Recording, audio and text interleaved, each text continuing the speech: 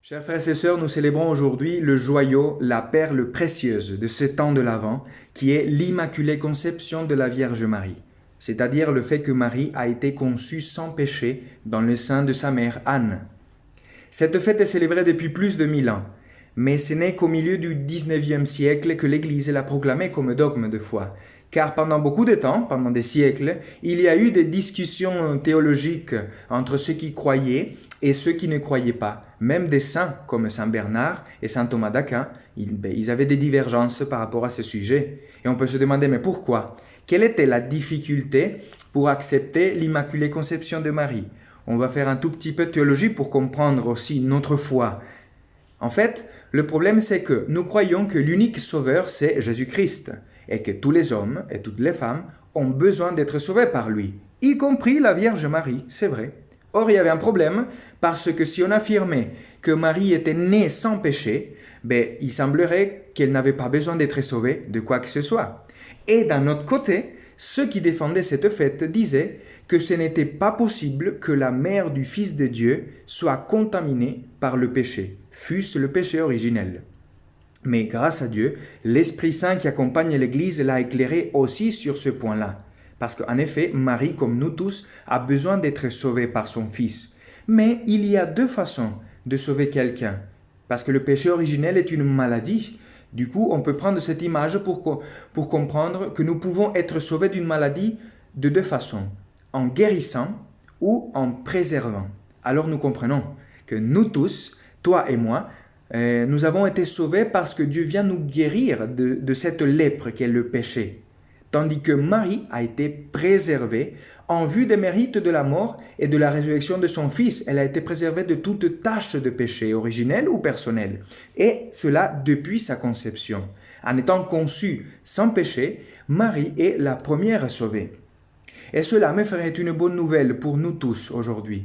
Cela nous dit que Dieu a un dessein, un plan, un projet d'amour. Et de même que Marie prend une place spéciale dans ce projet, toi aussi, tu as une place spéciale dans ce projet d'amour. Dieu t'a choisi avant la fondation du monde, comme disait la deuxième lecture, pour être saint et immaculé devant lui dans l'amour.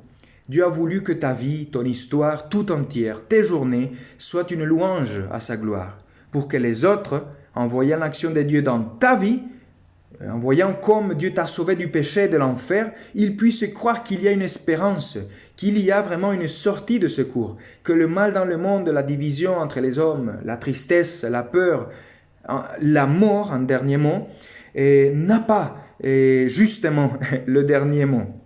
Et comme pour Marie, ce n'est pas le résultat de tes efforts, c'est un don de Dieu, le Père, grâce à la mort et la résurrection de son Fils Jésus-Christ, qui nous envoie son Esprit et qui nous sanctifie, qui fait de nous des saints.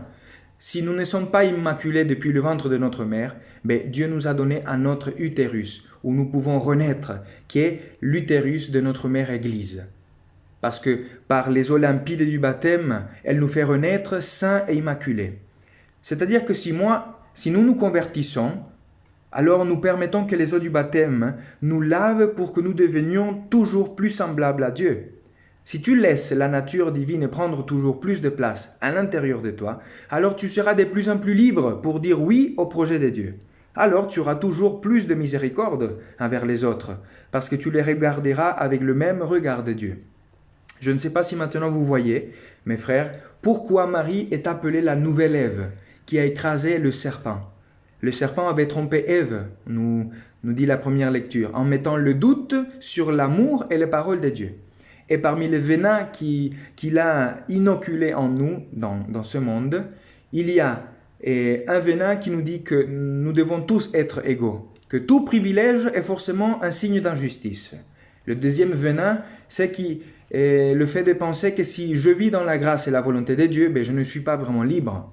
Il y a un troisième venin qui veut te faire croire que la sainteté est quelque chose de désincarné, qui te fait sortir de l'histoire concrète et te moquer de la souffrance des autres, en quelque sorte, ou pire encore, de les juger. Eh bien non, mes frères, il n'en est rien, parce qu'en Marie, nous voyons que tout privilège, toute grâce spéciale que Dieu fait à certains, toute élection, est toujours en fonction d'une mission, en fonction de sa volonté de sauver tous les hommes. Nous ne sommes pas tous pareils, nous sommes tous différents. Le Seigneur nous a donné des dons différents et nous a donné une mission différente. Mais si Dieu te donne des grâces, et il t'en a donné beaucoup, c'est en vue d'une mission. Ensuite, en Marie, nous voyons également que plus tu es comblé de grâce, plus tu es libre pour dire oui au projet de Dieu. C'est le péché qui te rend esclave et t'oblige à dire non à la volonté de Dieu. La grâce ne t'oblige à rien, mais te donne enfin la possibilité de donner une réponse vraiment libre comme celle de Marie. Et finalement, en Marie, nous voyons aussi que la sainteté n'a rien de froid ou de désincarné, mais elle te rapproche de tous les hommes qui sont esclaves et te donne beaucoup de miséricorde envers les souffrances des hommes qui n'ont plus de joie, qui n'ont plus de vie. Voilà, on ne peut pas finir cette fête sans dire un mot pour vous les femmes. Car le pape Paul VI, il y a tout juste 55 ans, le 8 décembre 1965, à la fin du Concile Vatican II, s'est adressé à vous les femmes dans un message que je vous invite à lire et où on trouve un passage où le pape Paul VI dit « L'heure vient, l'heure est venue où la vocation de la femme s'accomplit en plénitude. L'heure où la femme acquiert dans la cité une influence, un rayonnement, un pouvoir jamais atteint jusqu'ici. C'est pourquoi, en ce moment où l'humanité connaît une si profonde mutation, les femmes imprégnées de l'esprit de l'Évangile peuvent tant pour aider l'humanité à ne pas déchoir. » Même Jean-Paul II, mes frères, avait écrit un très beau document sur la dignité de la femme. Personnellement, avec tout ce qu'on a dit, le 8 décembre devrait être la vraie journée des femmes. Mes chères sœurs, vous voyez l'importance que vous avez. Vous avez une force énorme à l'intérieur de vous. Que vous ayez des enfants ou pas, vous portez en vous la fabrique de la vie. Et vous avez reçu du Seigneur le don de la maternité, biologique ou spirituelle. C'est-à-dire que dans votre être le plus profond, vous êtes mère. Ne laissez pas que le démon vous trompe. Il cherche toujours à attaquer la femme. Depuis le début avec Ève, il a toujours voulu attaquer la femme, vous l'avez vu. Et aujourd'hui encore, avec la dictature de l'esthétique, de la mode, du refus à la vie et surtout de la masculinisation des femmes. Mes frères et mes sœurs, nous avons tous la même dignité d'enfants de Dieu, mais nous ne sommes pas pareils. Vous les femmes, votre beauté, c'est justement votre féminité, votre être femme. Nous sommes des hommes et chacun a une place dans ces chefs-d'œuvre de l'histoire du salut.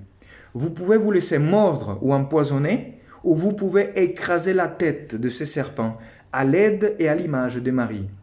C'est pour cela, chères sœurs, que aujourd'hui, on vous souhaite à vous aussi une très belle fête. Demandez à la Vierge Marie qu'elle vous aide, parce qu'elle vous comprend, vous toutes, jeunes filles, vierges, célibataires, consacrées, épouses, mères, veuves.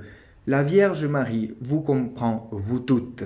Alors, tous ensemble, chantons aujourd'hui la Vierge Marie avec toute la tradition de l'Église et disons-lui colombe intacte, agnelle sans tache, innocente agnelle, Vierge de la merveille, nouvelle Ève, qui a foulé de ses pieds le serpent. Tota pulcra es Maria. Tu es toute belle, Marie. Et aujourd'hui aussi, comme Saint Louis-Marie Grignon de Montfort, disons à la Vierge Marie, totus tuus, Maria, je suis tout à toi. Qu'aujourd'hui le Seigneur puisse nous donner la grâce de rentrer dans cette fête et de façon spéciale à vous les femmes, que vous rentrez dans la joie de ce don immense que Dieu vous a donné, c'est d'être femme, à l'image de la femme par excellence, notre mère, la Vierge Marie, qui a été conçue sans péché.